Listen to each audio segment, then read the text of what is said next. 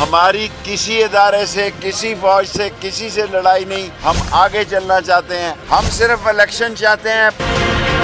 ثناء اللہ ملک میں قتل و غارت چاہتا ہے. ہم نے ان 13 پارٹیوں کو سیاسی طور پر دفن کرنا ہے. یہ الیکشن سے بھاگ گئے ہیں. پرسوں میٹنگ ہوئی ہے، ایجنسیوں نے ان کو رپورٹ دی ہے کہ عمران خان 71% ووٹوں سے جیت رہا ہے. پہلے وہ 65% پہ جیت رہا تھا. سپریم کورٹ میں ریٹ کر دی ہے. 90 دن پہ الیکشن ہوں گے، اور اگر سارے لوگ مل کر 5-10 دن آگے پیچھے کر کے ایک الیکشن کرا لیں، اس میں بھی کوئی حرج نہیں ہے. میں چیف جسٹس صاحب کو میں نہیں جانتا.